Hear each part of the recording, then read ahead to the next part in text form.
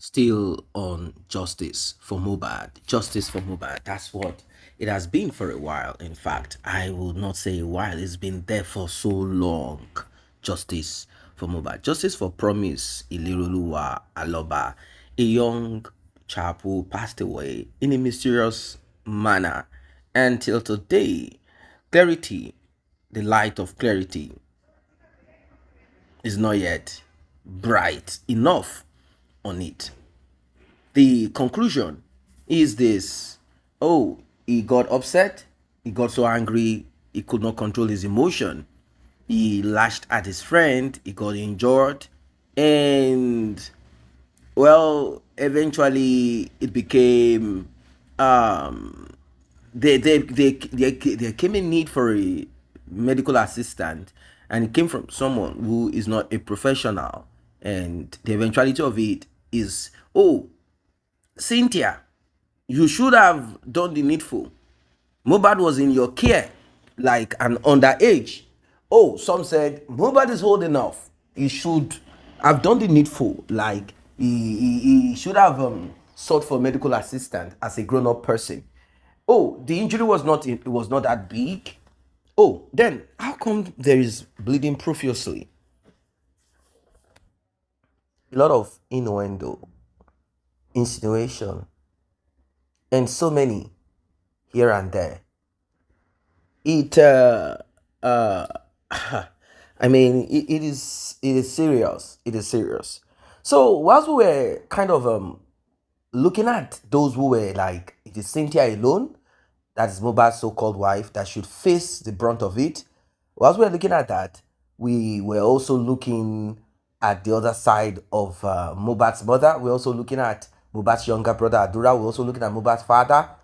And before you could say Jack Robinson, before you could even blink your eyes, what we have is a total mess, and a road shock, a shock that will make you, it will make you emotional. It will make you, it will turn you into a thinking, like you'll be much more than AI.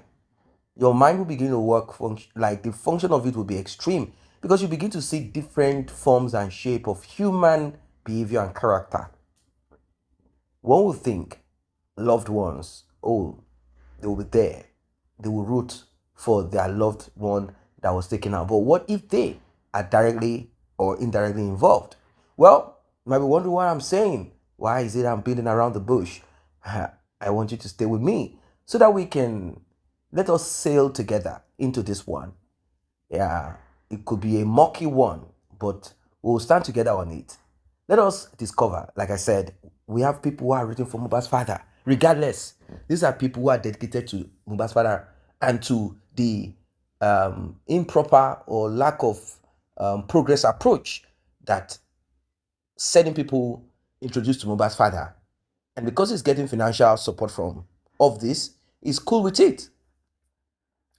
What about those who suggested, let us get a different lawyer before the coroner inquest comes to an end? Let's get a lawyer, that will cross-examine. They said, no, we want just one lawyer. Okay, what about those who suggested that there should be a private investigator? What about this? What about that? I mean, that's the proper thing to do if you do not trust the police, right? You want a private investigator, you want a neutral body to push and press without sentiment, isn't it? So the question is what happened at the end of the day? You will be surprised at what you're about to see and what you're about to hear. Please like, share, tap on the subscribe button, turn on the notification bell. Today, you'll get to understand it all. Today, you'll get to know all that we've been waiting for the past 2 years. Let's get right into it. Our platform, Andy, ṣé wọ́n sọ pa ẹ̀yìn Andy? Ìwọ náà mọ̀ o mọ̀ pé o lè dúró pẹ́ lórí platform yẹn o Andy. Láàárín èmi àti ẹ. Wọ́n sọ pa Andy ni. Màá lé ẹ tẹ̀fẹ̀tẹ̀fẹ̀ kúrò lórí platform. Wàá rò pé mi gangan nìyàwó Láti ni. Wàá rò wípé mi gangan lèmi fẹ́ láti snẹ́. Ọlọ́run jẹ́ kí bọ́dà Láti ṣì jẹ. Bọ́dà Láti ò ní ṣì jẹ. Mo reject ẹ̀ fún bọ́dà Láti, wọn ò ní ṣì jẹ láyé wọn. wọ́n á fi panu kiri. Andy ó yá jà lọ. Ta ló so pa Andy o? Ta ló so pa Andy o? Ó máa jáde nínú orin tó ń bọ̀. Mo ní màá do dànù. Bí Tọ́lá ní fún mi lóbòdò, màá do dànù. Màá do. ṣé níbẹ̀ ṣé nínú yẹn náà pé tẹ̀lé ó pé tẹ̀lé. Màá do dànù. Màá do màá lù. Bí Tọ́lá ní fún mi lóbòdò, màá do dànù. Màá do dànù. Ẹ má wọrí. Bí a lè mọ̀. Thank you, Latisne. You see, the likes of Annie, the likes of Queen of Energy, Lagata, Neyi, àti bẹ́ẹ̀ bẹ́ẹ̀ lọ wọ́n pọ̀ tí mi lè dárúkọ. And wọ́n jáde wá. These are the people, they are staunch support of Joseph Aloba. The reason tí mo ṣe made mention orúkọ àwọn people ni pé they came out after Andy and Crunchy Queen left that group. You understand? And you see, Pet Cage, nínú submission ẹ̀ tí mo gbọ́, ṣé ń gbọ́, ó sọ pé tí wọ́n bá ní mẹ́wàá Sanshitu, ó ní kò sí justice níbì kan. That is the honorable truth. You go and check. So Pet Cage sọ bẹ́ẹ̀. Ó sọ bẹ́ẹ̀, mo ní submission ẹ̀ lọ́wọ́. Ó ní tí wọ́n bá gbé Sanshitu mẹ́wàá wá, ó ní ẹ gbàgbé justice. Bẹ́ẹ̀ ni, mo ní lọ́wọ́ wọ́n send ẹ̀ sí mi mo gbọ́. You understand? And Sherry, ẹ jẹ́ ká wò. The truth is this. Ẹ lọ wo antecedent. Baba Aloba, Baba Mobad. Láti bẹ̀rẹ̀ justice títí di wákàtí. Olórí ẹbí. You are the igi ewédú and you are seeking for justice. Gbogbo àwọn tí ó ń seek for justice ni bàbá ẹ̀ fi orin bú. But ẹ bíra yín. Wunmi, ṣé bàbá ẹ̀ ṣe orin fún Wunmi Adébánjọ tó jẹ́ pé ó mọ ikú tí ó pa Mobad? Ṣé bàbá ẹ̀ ṣe orin fún ìyá Mobad? Ṣé ó ṣe orin fún àdúrà tàbí àwọn tó wà nínú ilé ṣé ó ṣe orin fún wọn? We need to ask ourselves this. That is why I'm saying to you, go and look the antecedents of this father of Baba Mobad. Ẹ má gbàgbé pé ó ti gbé ọmọ yẹn ó ti lọ sin ọmọ yẹn o. Public ló come for the exhumation of Mobad. Ẹ má gbàgbé nígbà tí ọ̀rọ̀ Somo jáde, this is the baba tó jí ní òru láago méjì tó wá defend Somoli. Nígbà tí wọ́n sọ pé àdúrà ló ṣàti Yomi Fabiyi, this is the father that came out to come and defend Adura. And Adura was inside the house when that incident happened. Can you understand? There's many things that has gone wrong. If you think that this family is really seeking for justice for their son, you are wasting your time. And don't forget, this is the Baba, the last NGO as at now that we have on this justice for Mobad is Yomi Fabiyi NGO. The attack is NGO. Yomi is not perfect, but they attack some of his things that he has done. The same thing they attack African TV NGO. The same thing they attack Berekete. The same thing they attack Ada Foundation. And you are telling us that they are seeking for justice. My dear brother, you are wasting your time. You understand? And you see, this is the Baba. This is the question you need to ask yourself. When anybody comes out to come and say something, this is the Baba we always come out to come and defend them. 3 days ago, this man came out to come and defend Guresi. Go and look the body language of this man. Go and check. You will know that something is happening. And the question you need to ask yourself is this. Kilo deti babai, don't defend the gbogbo irun koti Guresi. Go and check the antecedents of Guresi on this justice for Mobad. On this platform, lẹ́nìkan ti pè ní Chicago. On this platform, lẹ́nìkan ti pè ní Chicago. I think last year, tí ẹni yẹn sọ pé Gúrẹ́sì sọ pé wọn ò lè rí justice. Láti sinẹ́ you are here. Gbogbo wa la kó ẹnu bo man yẹn láti Chicago. Because ó sọ̀rọ̀ sí lọ́wọ́. Go and look the antecedents of Gúrẹ́sì ní nǹkan tó ṣẹlẹ̀ l'Abuja. Go and look the antecedents of Gúrẹ́sì ní nǹkan tó ṣẹlẹ̀ ní Ìkẹjà. You understand it? But you see, this Gúrẹ́sì is still with this Baba, and this Baba kò jánu kúrò lẹ́yìn Gúrẹ́sì. The question you need to ask yourself, kí ni àṣírí, kí ni secret tó wà láàrin wọn? Àṣírí wo ni Joseph Aloba ṣe sí Gúrẹ́sì lọ́wọ́? This is the question we need to ask ourselves. Lagata jáde ó sọ̀rọ̀, wọ́n ní Lagata ń purọ́. Bossman jáde ó sọ̀rọ̀, wọ́n ló ń purọ́. Petked jáde ó sọ̀rọ̀, wọ́n sọ pé ń purọ́. Aluasupo jáde, wọ́n sọ pé ń parọ́. Àmìyínká jáde, wọ́n ló ń parọ́. Andy jáde, wọ́n ló ń parọ́. Yomi jáde, wọ́n ló ń parọ́. Kronshipin jáde, wọ́n ló ń parọ́. And this is the question we need to ask ourselves. You understand? And we have said it before now. Am I a Katonrawa? Governor jáde lọ́jọ́ kìíní àná, ó ní ṣé Mobad ló bá kọ́kọ́ kú ni. Nísìn ọ̀rọ̀ ẹ yé mi. Ọ̀rọ̀ ẹ deep, ó yé mi. Ó yé mi gan. Because you see this father. Ẹ má wo, ìjọ́ la ti ń pariwo ń bíbá. We all knew. A mọ̀ pé Wunmi wà ní inú ilé, ó mọ̀ nǹkan tó ṣẹlẹ̀ sí Mobad. Ìjẹ́ bàbá Mobad, ìjẹ́ ó take a lawsuit against Wunmi Adébájọ up to this moment. The answer is capital no. And you are saying this man is seeking for justice. This man, does he take any action against Adura, a lawsuit against Adura? And the second word, justice. Do you understand? Shad, you know, critical thinker, I still respect some of them because I see them as an educated person, intellectual person. I will just mention few names. I have nothing against them. The likes of Bayo Billion. He might have his own personal reason. The likes of Olaide Kawe. Now, Ewo Pet Cage. The president of Physical Thinker, Shebon lo jade why?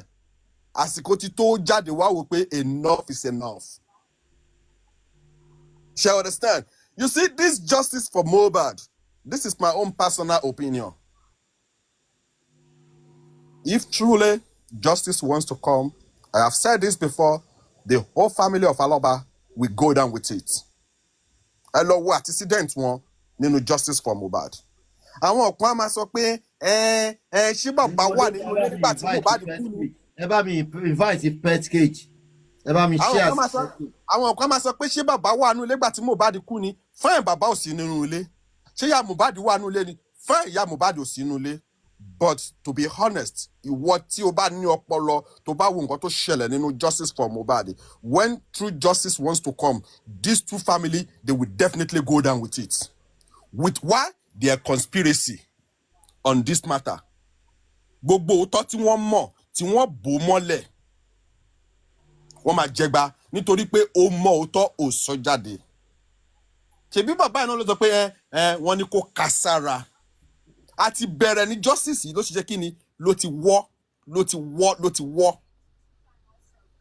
And I want to take this time, York daddy. Mú ọ̀rọ̀ mi kúrò lẹ́nu ẹ̀. I don't do fracas. Mi dẹ̀ ń bá wọn ṣépè. Mú ọ̀rọ̀ mi kúrò lẹ́nu ẹ̀.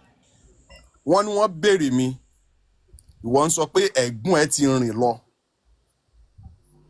Mi ò bá yàn ṣe pé mú orúkọ mi kúrò lẹ́nu ẹ̀, York. I'm not going to call you on green harp. I decided not to call you on a green harp because I don't want you to screen record me. Gúrẹ́sì. Tó bá dẹ̀ ṣe jù, tó bá ṣe jù yọ tó bá ṣe jù èmi ni máa lé ẹ kúrò lórí black app yìí tó bá ṣe jù èmi ni máa lé ẹ. Ṣé o ní nǹkan tó lè fi lé ni? Èmi ni mo ń sọ bẹ́ẹ̀ fún ẹ èmi ni máa lé ẹ òun ṣe pé máa lé ẹ nìkan ó dẹ̀ máa ran fámílì ẹ ìtorí ẹ kó gbẹnu ẹ dákẹ́. All right. Let me just close my submission this way. All the people of lovers of Mobad, you've done very well. You've done very well. You've done very well. But at this junction, this is my own little advice. Leave everything to Almighty God. And the reason is this, the family are not ready to seek justice for their own son. And without the family, and don't forget, the government also corrupts. This is two entities, the family and the government, they are both corrupt. That means the justice for Mobad only rests in the hands of Almighty God. Thank you, everybody.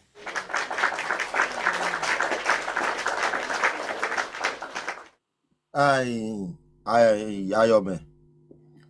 Critical thinker.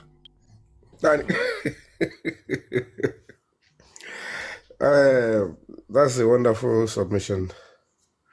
Mr. Andy, tẹ́ bá ní anything tẹ́ fẹ́ sọ sí pé nípa ti Pork Daddy tẹ́ sọ tí má di pé kò ní wà relevant mọ́ kó tó bá jẹ́ mọ́ iná lọ́wọ́ tó ń fẹ́ sọ nìyẹn. Damn.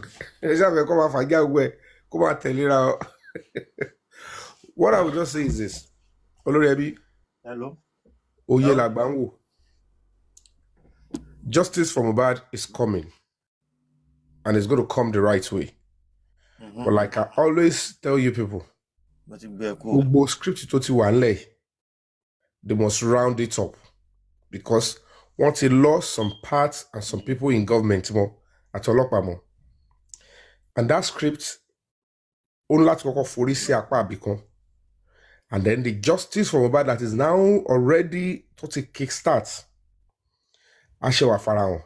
And don't forget, ẹ má gbàgbé pé mo ṣe sọ, mo ní àwọn àṣírí ńláńlá kan gbọ́dọ̀ tú. Àṣírí àwọn èèyàn máa tú. Àwọn àṣírí díẹ̀ gbọ́dọ̀ tú. And then the justice will now start making its way. And this is because, whether we like it or not, in kankan láti speak a sense into this family. The only reason they will be, let me say, I won't say they will be pardoned, but let me say the only reason why people will pity them, only wípé ní ìbẹ̀rẹ̀ pẹ̀pẹ̀ tí ikú Mohbad yẹn ṣẹlẹ̀, láàrin èmi àti gbogbo yín, mo fi Ọlọ́run bá búra, whoever is responsible for Mohbad's death, nínú ilé ni o, àtàwọn tó join body bóyá wọ́n involve láti ta, family yìí níyà ní side bàbá ni, ẹ̀mí wọn ò gbé ńgbà yẹn. Ọlọ́run má jẹ́ kí ẹni tí a máa dúpẹ́ lọ́wọ́ ẹ̀ ká fún lówó. Tí máa dẹ̀ sọ pé ẹni tí a máa dúpẹ́ lọ́wọ́ ẹ̀ ká tún máa fún lówó, òun ni pé bí kó lè wá sílé yàn, kò ní kó lọ kówó tó wà nílé ẹ jáde. Ibi tó há sí ló máa mú jáde, wá tún dúpẹ́ ní pé ẹ gbà, ẹ ṣé ẹ jọ̀ọ́, ẹ ṣé mo dúpẹ́. Ìwọ ló ń fún wọn lówó, ìwọ ló máa dúpẹ́. And Ọlọ́run yẹ ká tún rí náà kànga, wọ́n fẹ́ operate ọmọ èèyàn. Kọ́ ní kó lọ mú 300,000 wá. Pé láàrin 2-3 hours ní whatever sí kò tó bá mú 300,000 yẹn dé, ìwọ ló tún máa bẹ doctor, ló máa dúpẹ́ lọ́wọ́ doctor, dọ́pọ̀ ẹ ṣé ẹ jọ̀ọ́ ẹ bá mi ṣe.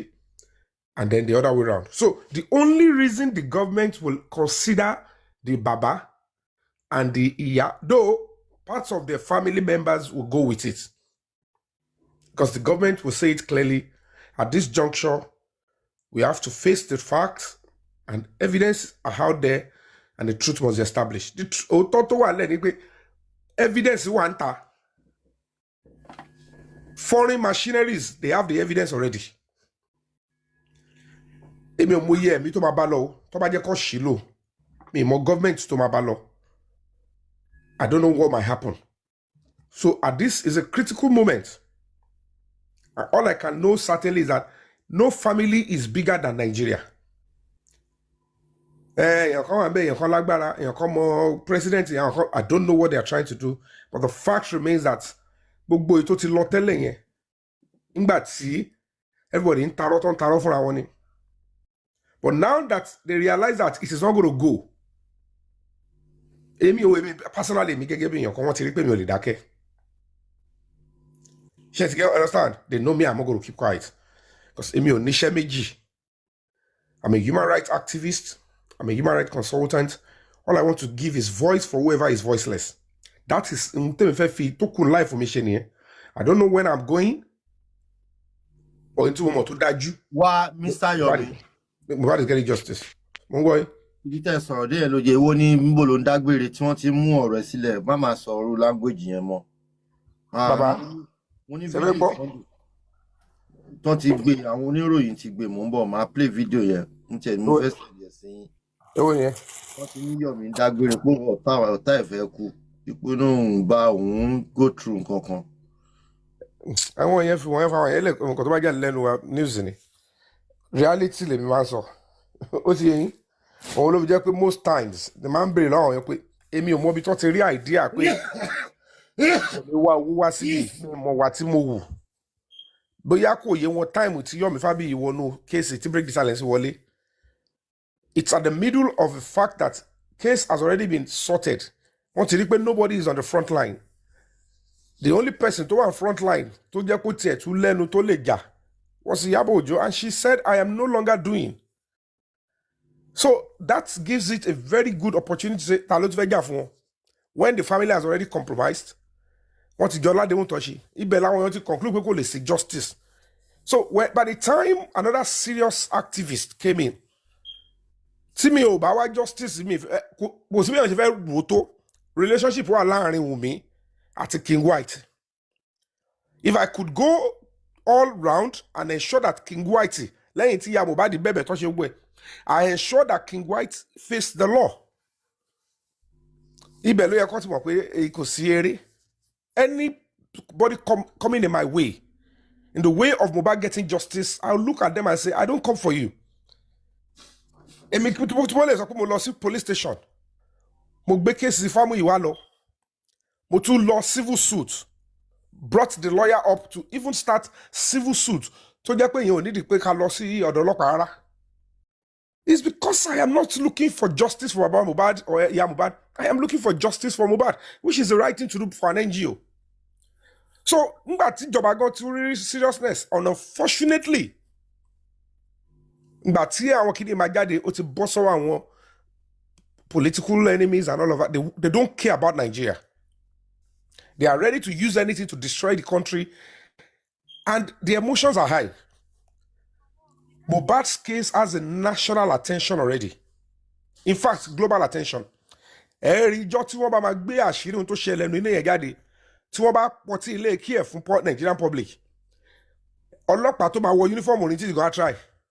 Tí wọ́n bá tètè arrest ẹ̀, kọ́ nip in the board before it gets to that stage. Because I know what I'm talking about. And these machineries, you don't know who they are working for. You can't actually say this is a country, don't know. So it's pretty unfortunate. It is best for the government. Evidence they pick it up and use it the right way before they use it against the government. So and the Baba should understand at this juncture, casualty no family one. There is a possibility that a casualty, and the main casualty, the number one casualty is going to be Adura. The Darosha, the role he played, we don't know. Because whether we like it or not, who embalmed the body? Ishoju or Yawoni. Baba Okoyoda. Embalming the body is a serious criminal offense. It's sneaky and dirty. Tó bá jẹ́ pé àwọn ará ta ló wá pa ni, kí ló dé tẹ́ sáré embalm? Ẹgbẹ́ lọ hospital padà dé embalm. When you're supposed to report to the police, talento. So who are they working with? Tani gbogbo àwọn tó wà nílé yẹn ń bẹ̀rù. Tani gbogbo association wo lọ́jọ́ wà papọ̀. Court wo lọ́jọ́ wà papọ̀. Why the unnecessary silence? So 3 a.m., what happened? So when you look at it and you look at the people in the police, in the government, you look at you people, inshallah, you can be questioned, but unfortunately, tagbara bá ti pọ̀ jù. Nǹkan kékeré báyìí ló máa ń gbé alágbára ṣubú. Òun lèmi ṣe wò pé I will have to speak my truth because I am loyal and patriotic to my country. Ẹ wá títorí ìdílé kan. Ẹ jẹ́ kí kinní yẹn lọ pa ọ̀pọ̀lọpọ̀ ẹ̀mí run nígbà tó bá lò nígbà tó wà sensitive. Gbogbo èyí tí gbogbo wọn yẹn ń ṣe yẹn, wọ́n fẹ́ gba ife, they thought it is kò sí case, kò sí justice. So let's start playing on the intelligence of these people's emotion. Òun lèmi ṣe gégùn yẹn pẹ̀lú gbàtẹ́ni kan sọ pé kọ́ ṣe pẹ̀lú Ògún. Meanwhile, Ògún ta gégùn yẹn secondary nìyẹn, original wọn tó bá yá. Original Ògún kọ́ bọ́ síbẹ̀ kọ́ dárúkọ everybody bọ́ síbẹ̀ kó sọ writing. Ẹ̀rí pa àwọn tó bá lè dúró ní dúró. Because justice is sacrosanct and germane. Intimo Komaso, Mobad is going to get justice. I am not in competition with anybody, and I'm silent. I'm looking. I'm what back case panty, which is my case, which is where the evidence, what that is, retrieve video here. That is the job they're going to do. Baba Fure so it should come out and confirm. You were invited and you spoke with police and you told them what you wanted. And he cannot hide it again now. Kò ṣe fọwọ́ bò mọ́. Ọ̀tọ́ ọba ṣọ́ra. Wọ́n bàbá pọ̀ olórí kọ́tẹ́ kọ́ máa expect tó ti ṣẹlẹ̀ sí family yẹn ni pé kò sí agbára fún wọn gbà yẹn. Ọlọ́mọ ayẹ kí ẹ tó jù yàn lọ. Kó gbọmọ lọ́wọ́ yàn. Kó lu ẹ̀ tún máa bẹ onítàn. Àdánwò yẹn Ọlọ́run jẹ́ kó dé bá ọ̀kan wa o. Kéèyàn tó bá pa èèyàn ní ọmọ tó jẹ́ tó tún pẹ́ lọ́mọ ló máa bẹ̀. Àbí tó máa ṣe ó dà mo ti gbọ́. Ẹ ṣe Ọlọ́run jẹ́ kéèyàn rí o. Àdánwò ńlá ni o. So, in terms of Maso, thank you.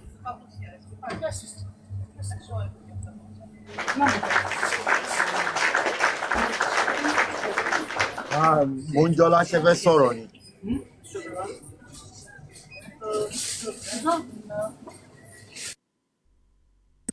Monjola. Bẹ́ẹ̀ sà, ẹ jẹ́ kí n sọ̀rọ̀. Justice for Mobad, justice we see, lágbára Ọlọ́run. Ẹ jẹ́ kí n kọ́ bẹ̀rẹ̀ báyìí. Àwa tá a kọ́kọ́ bẹ̀rẹ̀ corona nígbà tí a kọ́kọ́ lọ tí Wunmi sọ̀rọ̀ tó pọ̀ nígbà yẹn. Bọ̀ lórí gbogbo ibi tí Wunmi sọ̀rọ̀. Ẹ̀yin lẹ́ máa sọ̀rọ̀ sí ẹ bá wa ṣe kọ́mọkọ́mọ. Okay sir, ṣé mi sir? No, Mr. Olukayode tẹ́yìn bá sọ̀rọ̀ tán wọ́n máa sọ̀rọ̀. Okay, so nígbà tí Wunmi sọ̀rọ̀ ní corona ń gbà yẹn, Wunmi jẹ́ ká mọ̀ pé tí a bá rí ìwà bàbá a máa sọ wọ́n ní gipa ipe bàbá máa ń gbé àlè wá sí ilé ọmọ ẹ̀ lọ́dọ̀ àwọn ìgbà yẹn. So many of us did not believe that. Mama tí ẹ̀jẹ̀ bá mi. So many of us are believe ngbà yẹn pé òótọ́ ni ìgbà kan rò pé bóyá pé she's just saying that out of hatred. But eventually nígbà tí a wá bẹ̀rẹ̀ sí ní rí ìwà bàbá a wá rí wọn gẹ́gẹ́ bí ènìyàn tó jẹ́ pé wọn ò ní ìtara ọmọ. Àìdẹ̀ ní ìtara ọmọ òun ló fa gbogbo ibi tí àwọn tí Mohbad délé ni. Àìní ìtara ọmọ bàbá òun ló fa ibi tán délé ni. Bàbá ẹ má bínú ẹ mọ̀ pé mi máa ń sọ yẹn torí Bíbélì ní pé tí ìpìlẹ̀ bá ti bàjẹ́ ó ní kí ni olódodo máa ṣe.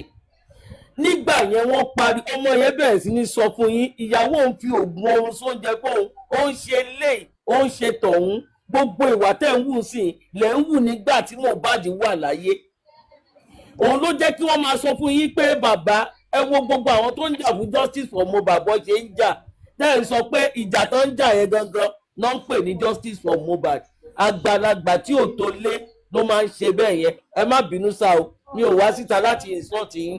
Kí ni mo wá fẹ́ sọ ni pé ọ̀rọ̀ yìí wá bẹ̀rẹ̀ sí ní dórí pòkè àárín nǹkan kan ṣe kákan ṣáàjókòó a máa rojọ́ látàárọ̀ dalẹ́ ni. Ọlọ́run wá gbé èèyàn kan dìde ó gbé Yomi Fábíyì dìde ó ní ó yá dìde kó lọ wá justice fọmọ yẹn. Máa yẹn wá bẹ̀rẹ̀ sí ní gbé gbogbo ìgbésẹ̀ ẹ wá bẹ̀rẹ̀ sí ní jáde ẹ bẹ̀rẹ̀ sí ní bà gbogbo ìgbésẹ̀ yẹn jẹ́ tó bá ti gbé jáde báyẹn ẹ bàjẹ́. The same thing ẹ wá ń ṣe ń sìn tó jẹ́ pé Làgàtà gbé voice note jáde ẹ bàjẹ́ tẹ́ni ọmọ ológun gbé jáde ẹ bàjẹ́ but the only thing tẹ́ ní test ni pé nǹkan tó bá ti wá lọ́dọ̀ ti yín òun nìkan lẹ fẹ́ ká celebrate. The Lord God Almighty will judge gbogbo yín pátá láti A to Z.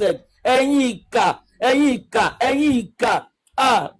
mi ò fẹ́ dárúkọ woman because mo mọ̀ pé you have been dragging me but all the same mama ẹ ò gbèsòlẹ̀ tó dáa fáwọn ọmọ yín ẹ ò lójú tí yín bá ẹ rò pé ẹ ń ṣe gbé ẹ ṣe pamọ́ ni ẹ ṣe pamọ́ ni because kò sẹ́ni tó máa gbin kòkó kó ká ọ̀gẹ̀dẹ̀ lórí ẹ̀ ó ṣe wọ̀ whatsoever a man soweth he shall reap gbogbo tẹ́ gbìn nínú ayé òun lẹ máa ká ẹ mú gbogbo iṣẹ́ tí màá ní ṣe ẹ̀dẹ̀ dojú ẹ̀rú smarting owó ló fẹ́ gbà smarting ibi tó bá tẹ̀yà bá ti ń ṣiṣẹ́ ló ti máa ń jẹ ẹ fọ̀rọ̀ owó sílẹ̀ gbogbo iṣẹ́ tó ń ṣe dáadáa tó ṣe yẹn òun ni kẹ́ máa rí mo máa ń tẹnu mọ́ kinní kan lórí ẹbí ẹ tó pààyàn lẹ́kún lẹ́ni lè pààyàn lẹ́rìn lọ́la ó ṣe burúkú sí mi lẹ́ni does not mean pé mi ò lè mú ẹnu ẹ̀ dùn lọ́la so why tẹ wá kú fún ìkà nínú justice ìkà yìí critical thinkers ẹ̀yin critical thinkers ìsọnù ẹ ò kúrò lójú kan bí tẹ wà gbogbo yín wà ní diaspora ní gbogbo yín wà but you kept on sending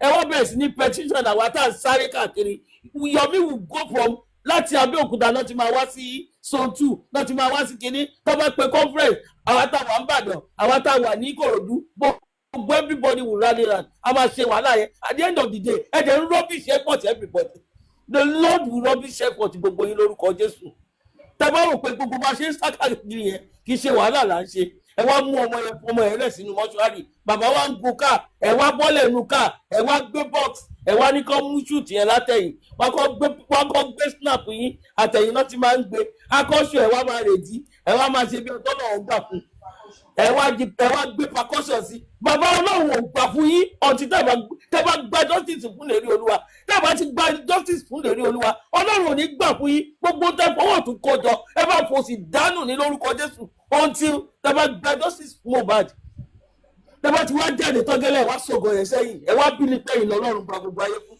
Ọlọ́run ò gba gbogbo ayé fún yín sà Ọlọ́run ò gbà fún yín o ìrọ́lẹ̀ pa ọtí tẹ́ bá get justice fún ọmọ yẹn tó wà ní mọ́ṣúárì yẹn gbogbo tẹni tó dìde fún yín lẹ́ni á dìde nítorí ìlérí Olúwa á dìde fún yín o kẹ́kẹ́ fi olórí ẹbí sílẹ̀ ẹ fi olórí ẹbí sílẹ̀ olórí ẹbí ò ṣẹ̀ yín o olórí ẹbí ò gba tẹ́tẹ́ kò gbowó kò gba kankan lọ́wọ́ yín ó ń ṣe bọ́lá ò ń ṣe ra ni ẹ̀rí pé ẹ̀rí wọ́n di ìbàjẹ́ ni ẹ̀rí wọ́n di ìbàjẹ́ gbogbo everybody tó bá sá lọ lọ́dọ̀ olórí ẹbí wọ́n tún padà bọ̀ wá forí balẹ̀ ni because kò ṣàìdá.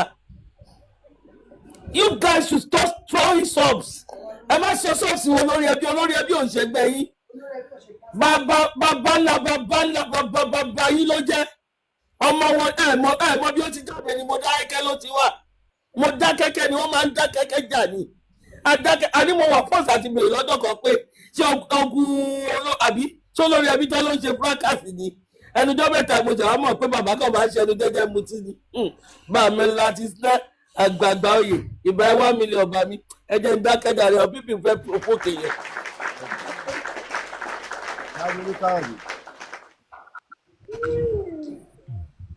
Good morning from New York.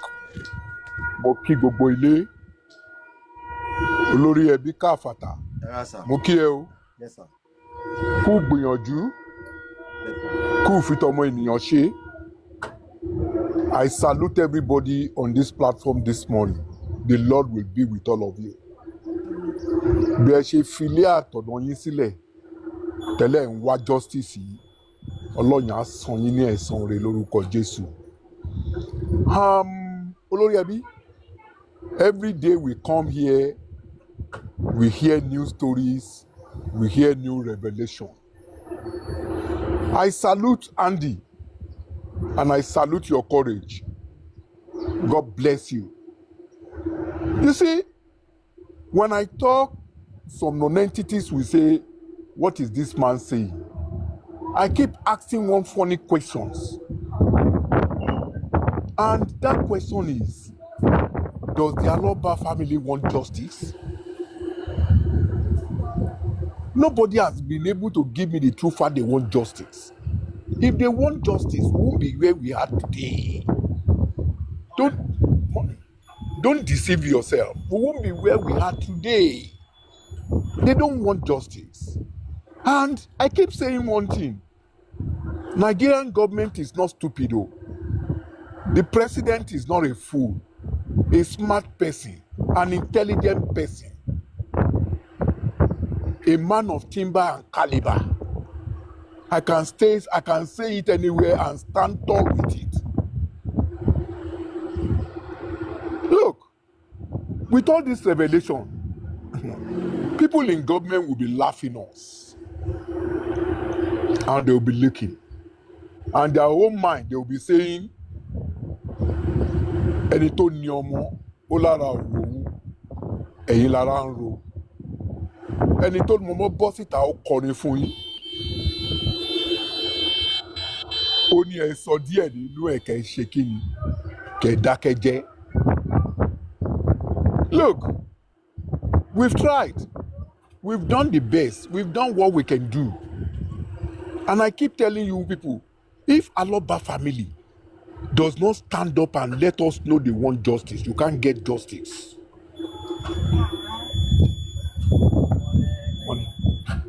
Don't let us deceive ourselves though. We can't get justice. If that family cannot stand as one body, as the Timothy family's body, we won't get justice for Mobad. Let me give you that bombshell today. Yomi Fabiyi may try you, may do everything possible. But let Yomi Fabiyi get one thing clear from me today. If Aloba family does not stand up right, you will not get that justice. I'm telling you the truth. A lot of things are on ground. A lot of things are on ground to let us know that justice will not come. Papa Mobad is just using delaying tactics. Papa Mobad keep Mobad in the morgue room. For what reason? Why is he keeping Mobad for? People are not looking at it. You people are not looking into that angle. Why is this man still keeping Mobad?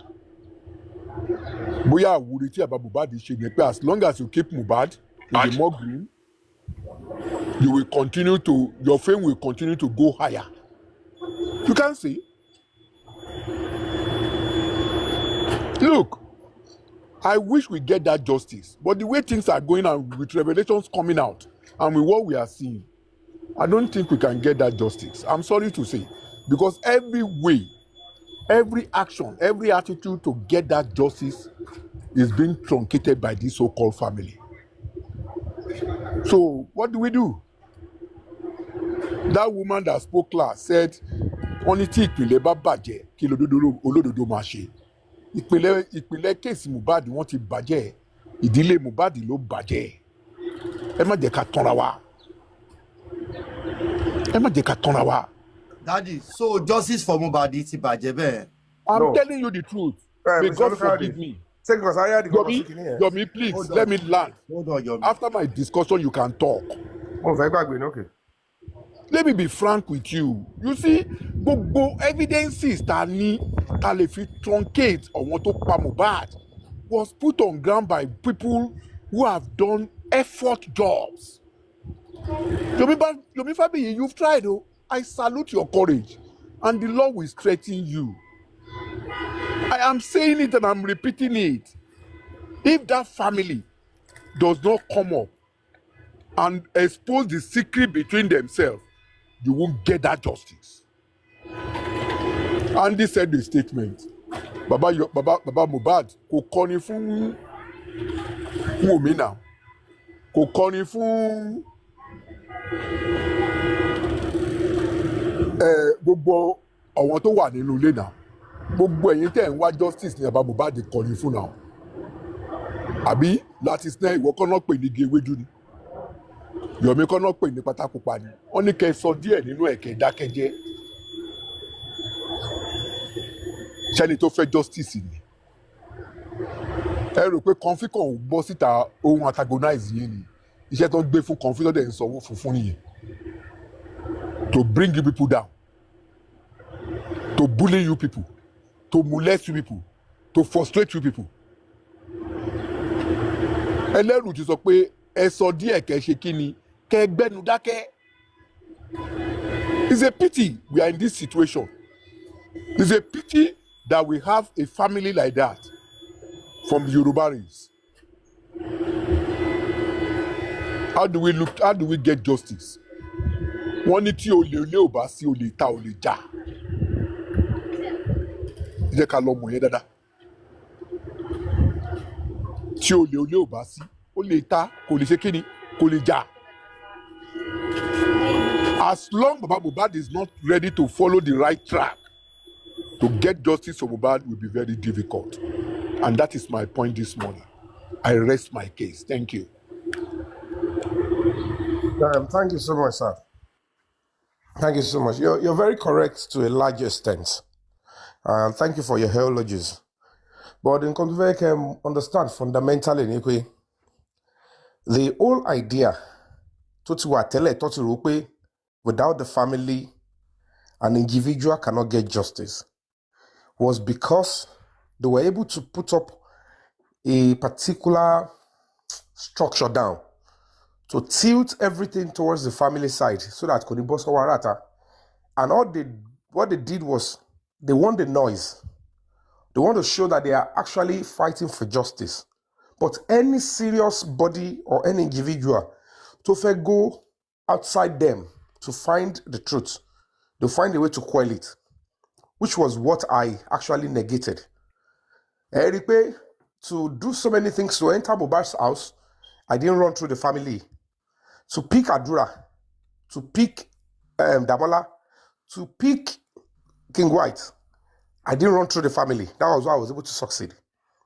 And to be honest with you, Coach Adura will make a move. Yayo will first go to a first situation, Adura will sit before any police officer. And every honest person knows that I want to want the case to investigate Latile. They didn't give Adura that kind of a leverage. They didn't even allow it. So by going further, anybody that wants to fight that justice must be able to separate Mobad from the family, which is what we do. And anybody that wants to get justice eventually will have to do that. And you must be willing to face the storm. There are so many attacks that came to my way. There are so many, talks, many things were done to actually silence, to weaken, to scare me away. Sacrifices were not made. But the best way to get justice, you must be willing to distance your quest for justice with the family. And then, initially, none of those people don't want to be. Every camp don't want to justice for Mobad. Even Berekete will find it very difficult to pursue a case to arrest Adura. If to buy for Shepherd Baba Mobad. So the moment I realized that there is no way in the constitution that says if a family are not willing to pursue justice for any victim, the person will not get justice. If you are resolute and you are determined and you are seeing the right thing, to need good background and structure, the only victim and the only person you are pursuing justice for is Mobad. You will find the truth anywhere, including from the family. And when I was pursuing the truth, to set aside earlier police investigation, to strengthen or to even set aside the corona, anyone try to block. But unfortunately, God came through, and the Adura came himself while he had me speaking. And he was able to realize that, let me go and send to this person. We can't deceive ourselves that though Adura loba be shot. But we won't need to take big bamo. Not she load that lying. Because any attempt to use anybody outside that time, within that short frame of time, actually one or two. So they got somebody, but they still failed. See, Kobatun shepe ori pe Aduro conveniently. Eba gbagbe pe mi ati Baba Mobad lajo lọ sí command. He was there. He thought that when the police, Toba Daruko commissioner of police, fún Yomi Fabiyi, pẹ̀lú àwọn ọlọ́pàá tó kóra wọn jọ yẹn, Toba sọ pé Damola ló bá mi shot, ma káwọ́ kúrò. And I told you people, I said, ori ìdúró ńbẹ̀ yẹn kí n gbọ́rọ̀ mi ni mo sọ fún wọn ńbẹ̀ yẹn pé I need to put my statement down now. I don't believe Damola Ayinde Abibudu òun ló bá mi shot. Mo ní mo dẹ̀ kọ́ ní capital letter ó wà no statement mi. If you get to that court, you'll find it there. That was where they got to know. And I told the Damola, I said, you are in for something serious if you don't know. I don't see you have any support or lawyer here. My NGO is willing to give you one. My pariwo síta fáwọn lawyer ni. Ó níbi tí case ma dé, I will seek pro bono for him. Kò ṣe pé bí mo ní owó tí ma sọ fún lawyer at that time. But there are some lawyers, bá ṣe wà ń sí àti ìjà débi tó yẹ pé a máa drag the MBA gidi. One no case because as we speak now, bí case Mohbad bó ṣe rí, The MBAs and the senior advocates are meant to come up because they are an institution that is meant to come up for cases like this. But they are silent. Only a strong NGO will challenge them. But unfortunately, what tell need more. Because I was going to take them up and say, hey, Lewambe as an association, legal body, and you're not doing anything. So when you consider getting justice for Mobad, anybody who pursue justice, you will take it away from the family. Any justice, the saying family, any of the section, there can be justice. And that is what we did. That is why we were able to get a name called Zomo. And the evidence is don't claim because they know what we have is the truth. That is the truth. So it takes a whole lot of sacrifice. When you keep saying no justice, it's because people are not willing to sacrifice. Mo ko ile mi ile sunbe. Mo lo kakiri. Mo ko protection kiri. Mama your SIM card intermittently. Me lo she film more because it's that track me down here. Mo sa kakiri emeji mo ti sawa sí London in the space of ko te to odun kan. Ko podun kan emeji. Mo wa nbi pẹ̀lú ọmọ ọdún mẹ́ta. Ere le pe ni. I wrote to the president. I went to an embassy to submit to an ambassador. Show back about the full president here. And when they know what I'm saying is the truth, you submit the letter they call. I submit with some cogent evidence. So people don't know. But the fact remains that whether Mobad will get justice or not, feel less or long. Want to bagbe That's the honest truth. It's not me. I'm not after anybody. But rubbish to one here. Ọlọ́run má jẹ́ kí alágbára kó gbẹ̀mí ọmọ wa kó gbọmọ wa lọ́wọ́ wa. Wọ́n tún máa bẹ onítọ̀hún ọkọ̀ àti máa ṣe pẹ̀lú onítọ̀hún. I really love your submission. The law will strengthen you more. Are you getting me? The law will strengthen you more. I love your courage. Let's see how it goes. All right. Let's go. Let's see how it goes. Me coming up telling you this morning, I know what I've had and I know what I've seen after my study case. If Baba Mobad does not let all those shenanigans go and stand upright, justice cannot be found. My concern about you is your life and that little boy with you. Baba, I understand. Because I want to about fire. Baba gbogbo ọlọ́tí wà lọ́ndà radar ẹ fún gbogbo ẹlẹ́ ọmọ kò ṣe pé àmọ́ gbogbo àjọ mọ́ra wa ni àjọ wà ń gbòòrò ni àjọ wà ń títì ni kò tí yẹn. They can go nítorí àṣírí ńlá tó wà lọ́wọ́ wọn. Baba kò ṣe pé ayé gẹ̀tì mi tábà tó gbogbo kílẹ̀ ọ̀rọ̀ tá à ń sọ ìsìlẹ̀ láti bẹ̀rẹ̀ pẹ̀pẹ̀ ìjọ tí Mohbad ti kú they stage that wà yìí we had their meetings upon meeting. Are you getting me? Baba Mohbad had to fall out because of reasons. Ọlọ́mọ ẹ kú òdebẹ̀. Ó béèrè nǹkan tó pọ̀ mọ́, ó ń béèrè pé ibo ni ìwé ilẹ̀ wà. Ilẹ̀ mélòó ló ní? Ẹ jọ̀ọ́ nítorí Ọlọ́run, who is fooling who sẹ́? Who is fooling who? Baba ẹ bá wo ti baba ẹ bá ṣe kọ́mọ sà. So bó ṣe jẹ́ nìyẹn. It's a pity. It's disappointing. It's disgusting. It's sad that we are meeting ourselves in this situation, and that the family that the boy came out from are the one truncating justice. It's bad. Sad. Very sad. Sad. Very sad. But thank you. Platform has been known for and that you're doing, because I'm proud. For those people that have left this platform for one reason or the other, I'm sure tó bá yẹ pé wọ́n ní àròjinlẹ̀ ní ṣe mọ̀ wọ́n á wò pé nǹkan táwọn tún bọ̀ ó mà ga o. So this morning I just want to commend everybody. I want to say that I am happy. I'm not here to go back and forth on Mobad. No, I'm just here to commend you olórí ẹbí pé ẹ ṣé. Thank you. You know, thank you. pẹ̀lú bọ́n ṣe ń gbé wá because you know couple of times wọ́n ti wá bá yín wọ́n ti fẹ́ lù yín lẹ́nu gbọ́rọ̀ wọ́n gbé wá gan pé láti sinẹ̀ wọn náà pinnu ẹ̀ but you stood your ground wọ́n ṣe mímọ̀ ń ṣe yín náà ọlọ́run ni àti tẹ́ lọ́rùn tó ń ṣe bàbá ìwà and ẹ má dẹ̀ feel pé wọ́n gbà wá torí wọ́n ní torí ẹ like information ṣe rí in a situation like this information náà lẹ need láti fún àwọn supporters yìí lórí ọ̀rọ̀ Mohbad yìí so pé torí bẹ́ẹ̀ lọ ṣe wọ́n ń gbowó wọ́n ti mọ̀ pé Mr. Lati fẹ́ information it doesn't matter you did well fún àwọn tó ń tẹ̀lé yín because ẹ ní láti gba information kẹ́ tó wá fún wọn that's part of accountability because ẹ máa wá ẹ fẹ́ wà accountable fún àwọn tó ń tẹ̀lé yín tó dẹ̀ ń dá owó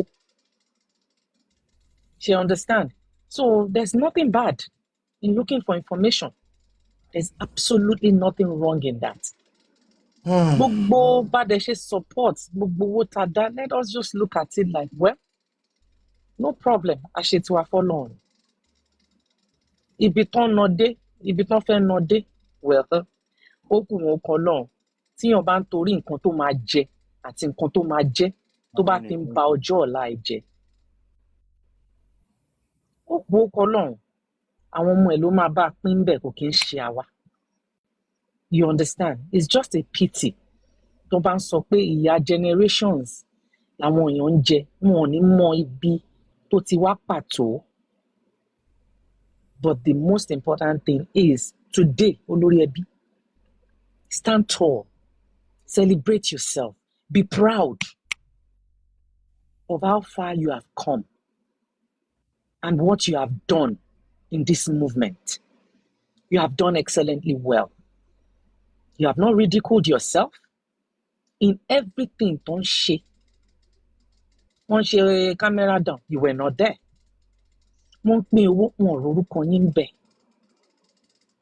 all you have done is to make sure you get information so as to be accountable to your fans and to make sure that this boy gets justice. èmi ò dẹ̀ mọ̀ pé wrong information of dẹ̀ mọ̀ pé wọ́n ń tàn wá ni but it was all glaring yesterday pé bọ̀dá mi at the end of the day ṣe rí èèyàn tó bá ti ń já alágbe ló máa jẹ́ títí láéláé èèyàn tó bá ti wà poverty stricken tó ní poverty mentality no matter where they are no matter how much they earn that poverty will always be in them so I'm not surprised I am not surprised but today I celebrate you sir. Thank you very much. I celebrate you. I celebrate everyone on this platform. And I say thank you. And for justice for Mobad, even though personally I've said it that well, I'm not really too keen about, coming, doing all this. But I know without the family, justice can be gotten. We will get it. It doesn't have to be with the family. It doesn't have to. So today, we stand strong. We stand proud. We love you, Olorebi. God bless you. Thank you. Thank you, Ore. Expander.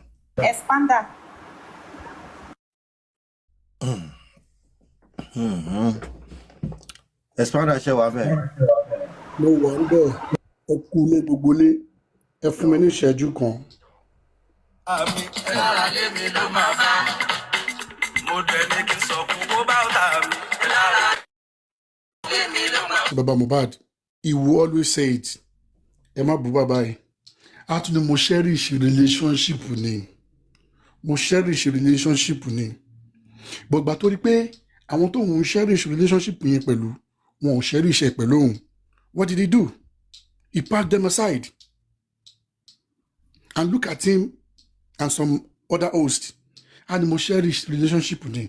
Mo cherish relationship ni mi fẹ́ kó bàjẹ́. And when they refuse to understand what he stands for, he packed them aside. And look at him flourishing. Okay, now let's come back to Yomi.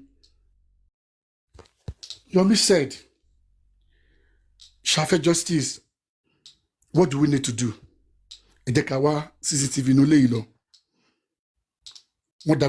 He went, he was there. Eventually, he went into Mobad house. He got some information. He went for Adura. Adura came for him about the 3 seconds video, and he went for Adura again to say, come on, you have more. And here we are today.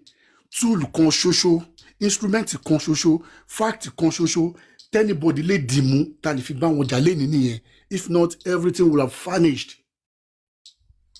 Because Corona inquest, there's no single fact or evidence to won't provide that by anybody ja. Boya against Amoto Wanuleni, be against Yomini. No single one. Even the Sam Larry Naramali, they were asking to come back. Because evidence can go against you, to won't profile or to won't provide in Corona inquest or to any police or DPP. Let me say to the best of my knowledge, there is none. Mommy. Now, any you to tẹ̀síwájú after CCTV tí wọ́n dojú ẹ̀rù 3 seconds video. Baba ló mú orí ọmọ over a year. He went for Adura, he made it happen. King White knew, only Kiniko, everybody by me bell. Break the Silence Foundation went after King White. All of them. Gbogbo wọn wà ní court nísìn. Dàmọ́lá tó ń sọ fún bàbá tó bí ọmọ ẹ̀ pé kó fi ṣe súyà kó lọ sún jẹ. Bàbá yóò ṣoore fún now. This man, Break the Silence Foundation, went after all of them. Wọ́n wà ní court pẹ̀lú ẹ̀sìn. Ẹ wá ní pé àní justice. Now, àti dé gbogbo bẹ̀yìn àti kúrò ńbẹ̀. Kí ni next thing? Kí ni next phase ta fẹ́ ṣe ń sìn? Ẹjọ́ ti wà lọ́wọ́ federal. Wọ́n ti ń pe oníkálukú bàbá náà jáde pé wọ́n pè òun kí náà wọ́n fẹ́ bla bla bla bla bla. Now, kí ni ojúṣe titi wa as public now? Gbogbo shenanigans tó ń sọ yẹn ẹnìkan ṣe kinní kan gbé ẹsẹ̀ nìkan wá nǹkan yẹn wọ́n fẹ́ divert wa ni undistracted. We are not buying into all of that. What do we need to do now? Ẹjọ́ ti wà ní federal.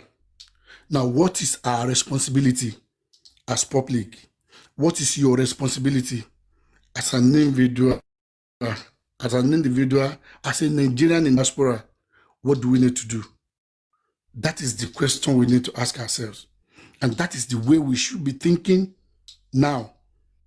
Now, part of the thing that I will prefer, look, protest is out of it now. We don't need to make any protest to anything. Because I want to share what I want to share. But do we need to sensitize them? The answer is yes. Do we need to jar them up? The answer is yes.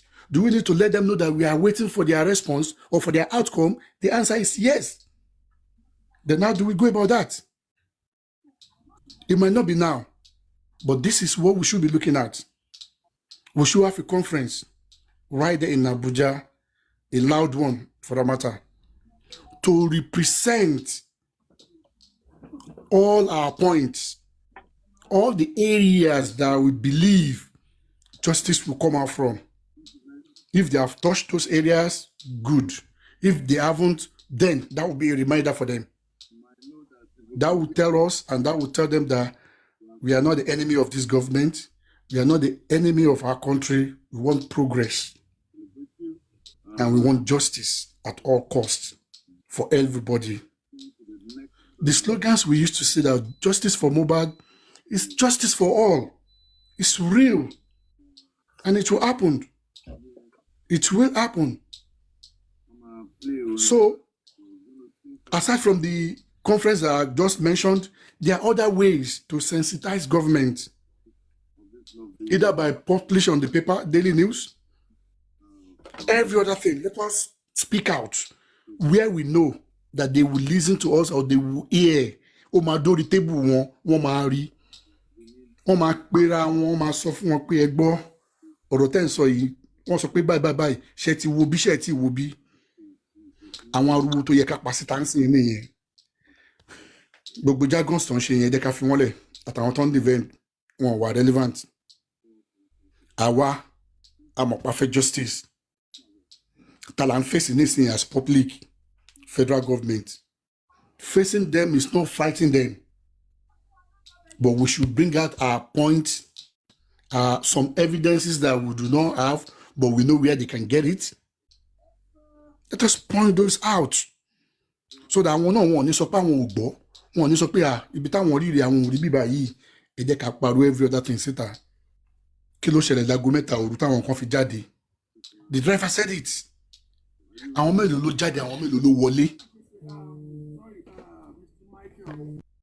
the driver said aago ní àárọ̀ Tuesday 9 ni wọ́n ti sọ pé kóun wá lọ report ara ń fọ́lọ́pàá ẹni tó ń gbé lọ kú by 12 noon that same Tuesday lọ́sàn-án òun ti rí on Facebook pé ẹni yìí ti kú tí wọ́n ti announce ẹ̀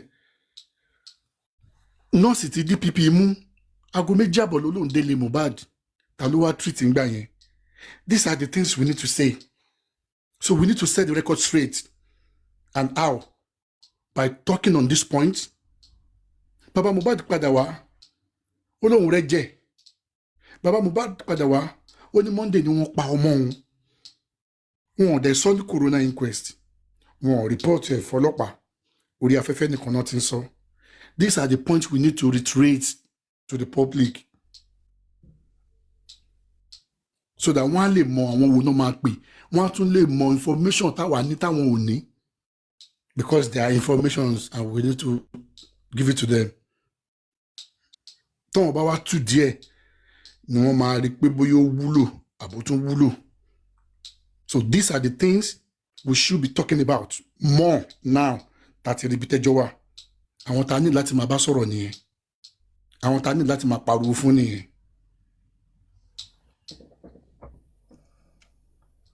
ká sọ wọn bá nínú gbogbo shenanigans wọn yìí níwọ̀n bá díẹ̀ àlè má mẹ́nu bà but let us talk more gbogbo point yìí àwọn tó ń sọ pé wọ́n ní wọn ò dárúkọ Wunmi bàbá náà ń pariwo ẹjọ́ báwo la ṣe fẹ́ mélòó la fẹ́ dárúkọ Wunmi Wunmi rèé à ní access sí bàbá rèé à believe pa ní access sí bàbá fúnra rẹ̀ ó lóun rẹ̀ jẹ bàbá fúnra rẹ̀ ó ní Monday náà pa ọmọ òun bàbá fúnra rẹ̀ ó lálẹ́ ló pa ọmọ òun ó ti di mẹ́ta tí mo ti kà yẹn bàbá yóò dé sọ nǹkan kan níbi tó yẹ kó ti sọ̀rọ̀ bàbá la máa béèrè ọ̀rọ̀ lọ́wọ́ ẹ̀ náà ní access Wunmi náà bàbá la believe pa dáwó fún kó fi ṣẹjọ́ yìí bàbá la ní access sí so it is him that we will talk to that we will ask questions náà Wunmi tá ní access sí ọmọ bàbá wà ń bẹ̀ tó jábúrò Mobad bàbá ò ní access sí wọ́n ti bá wa mú bàbá tún sọ pé rọ́ ni kò sún police station ọmọ bàbá dárúkọ Zomo ní police station bàbá jáde bàbá ní Zomo ò délé wọn rí ẹni ilé tó wà ní fídíò nìyẹn ọmọ tó wà ń bẹ̀ nígbà tí nǹkan yìí ṣẹlẹ̀ bàbá yìí tún sọ pé rọ́ ẹ wá sọ fún mi ṣé Wunmi làwa fẹ́ máa bùzọ ní àbí bàbá. Well, I do not blame people who are upset about justice for Mobad. I do not blame those who are skeptical about justice for Mobad. I do not blame people who are upset about justice for Mobad. I do not blame people who have lacked, they've lost hope, they've lost trust, they've lost just basically everything that you can think of. They are not in that space anymore. Their mind and all of that, all of it, they are no longer, happy, kind of like, they're no longer happy about justice for Mobad. That's because of the continuous disruption by the family of Mobad. But now that it has been established and it is clear for everyone to see that this thing has nothing to do with it has nothing to do with the family of their lovers, like, oh, just that. They are the ones, that's it, nothing more. Once they decide, that's the end of it. Like, our money is just what they need, and our voices. Once This has been established. And it is clear for everybody to see. Well, you know how it is. You know how it is. Now that it has been established that way, it is what it is. Such is life. People are now ready to go all the way. They are now ready to press, to push, and to persevere in getting justice for a young man whose life was stolen from him. His life was taken. Yeah, to an extent, he has his own fault. We cannot blame everybody around except him, but he's not alive to defend himself or to learn lessons from whatever engagement or whatever activity or inactivity that he must have involved himself in. We as human beings on earth, we now can, we are in that position to learn from what he probably refused to learn from or pay attention to. We are in that position. If not, let us be sincere. Let's look at it. Let's just look at the whole scenario, the whole shenanigan that has been played out all this while. Like, let's just look at it. Like, if you take your time to process it, you will realize that justice for Mobad would have yielded results as it should be. People would have been proud of being involved in it. People would have patted themselves at the back like, yes, we did this one. And it will be a different movement. Yeah, it will be a different movement. When people will speak, they are going to speak differently. But now, because of the back and forth, some people are frustrated, some people are speaking in a kind of like, okay, let's encourage ourselves. Oh, you have tried. Anybody that say you didn't do, that's because we have some opposition. Yeah, we do have some opposition. Do you know we have some people whose their only job is to attack people that they feel or claim are not justice seekers.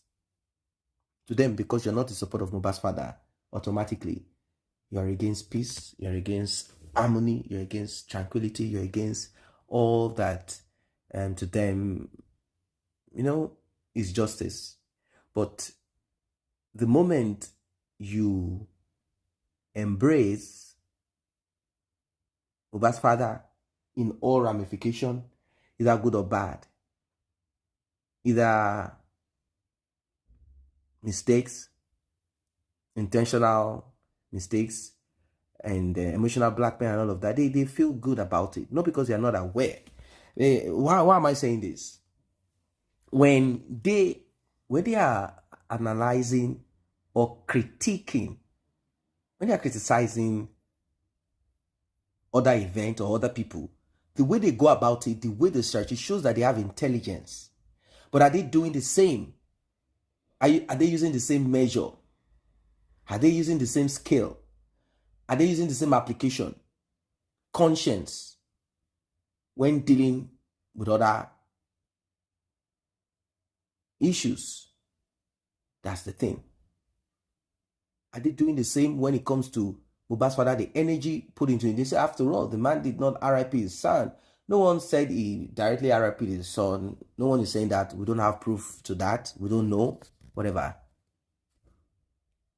But some of them are upset. They said Mohbad's father is diabolic. He's just pretending, saying he doesn't know anything about this kind of thing. We are not there when Mohbad's father did anything. But some people are saying they have proof and evidence that pastor or choir master Joseph Aloba, went to do some muti, some juju, via some Islamic cleric. Was it that he was afraid and he just felt he needed to do something, like he was being attacked? What was it exactly? Allegedly, they said he did it. And this person is saying, I have proof, I have evidence to that effect. I'll release it, that this man that is claiming Cynthia offered some spiritual arrangement, and he said he's a Christian, he doesn't know anything, he's a pastor, he would never do that kind of thing, he will never go against the will of God in a Christian way. He will never go against the covenant of God in his life, and he will never do such, and he doesn't even understand that kind of thing, that Cynthia is diabolic. But, it will be very terrible if eventually it is now shown that Mohbad's father too knows about these things and he is involved in this kind of thing. You know how bad it will look like it will appear a little bit, unsavory. It will not be good if Mohbad's father gets into this. Like if Mohbad's father is attached to such thing, if they impute such things to Mohbad's father, it will be a terrible thing. Sincerely, it will be terrible if Mohbad's father is kind of it will, people will begin to like, oh, it's true what Cynthia said, that if I tell you things about Mohbad's father, he will be knocked down, you'll be blah, blah, blah. So at the end of the day, they'll be like, they are all one and the same. That Mohbad's father, Cynthia, is the same thing.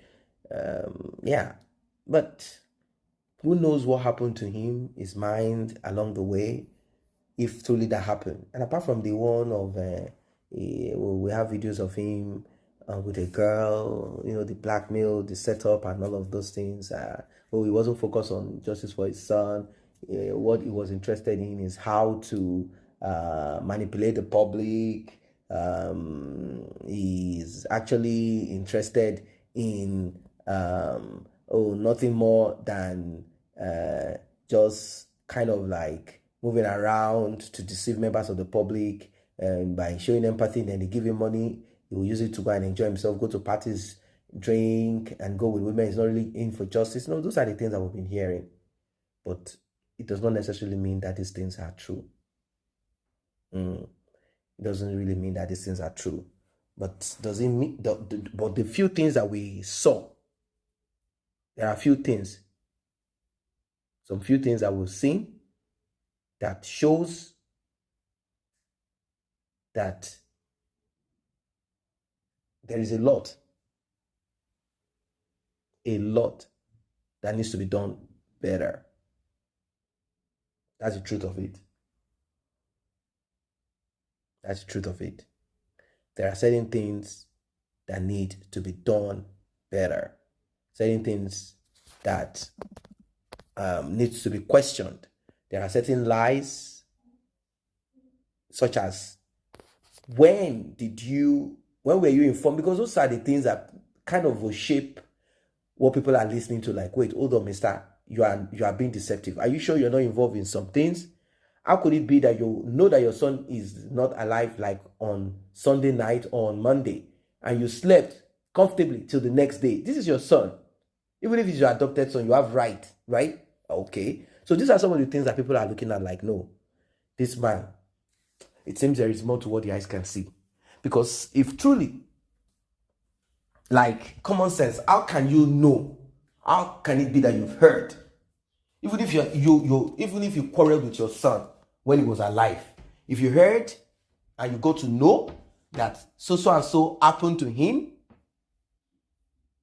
ladies and gentlemen, you know how it is. You will rush, like you will be in a rush to quickly, you'll be in a rush to quickly take care of certain things. You'll be in a rush, like the way you will quickly rush, like, no, I cannot be quiet. Who took my son? Who unalived my son? You want to be in a rush. You want to find out. You want to deal with anybody. But if that was not done, obviously, people will keep questioning and keep questioning. They want to know how. What made you keep quiet? What was it that kept you quiet? That didn't make you take a bold step or make a move? You didn't make a move. You didn't take a step. You didn't do nothing. Those are the things that have been bothering a lot of people.